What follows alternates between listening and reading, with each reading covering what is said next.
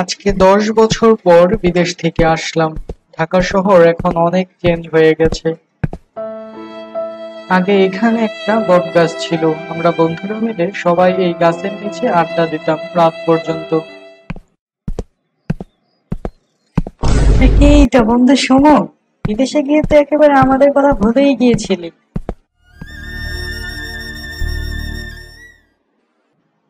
না বন্ধু, তোদের কথা ভুলিনি, সবসময়ই মনে ছিল। আগে চল রেস্টুরেন্টে যাই, কিছু খেতে খেতে কথা বলি। অনেক ক্ষুধা লেগেছে আমার। চল তাহলে।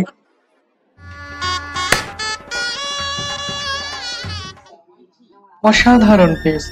আজকে 10 বছর ধরে মাছ আর ভাতের যে কি টেস্ট, তা আমি প্রতিদিন মিস করেছিলাম। এবার তো চলে এসেছিস, এখন রেগুলার খেতে পারবি। আর কি বিদেশে যাওয়ার প্ল্যান আছে নাকি, নাকি দেশেই থাকার চিন্তা করছিস? না বন্ধু, আর বিদেশে যাব না। এবার দেশেই একটা ব্যবসা শুরু করে দেশেই থেকে যাব। আসসালামু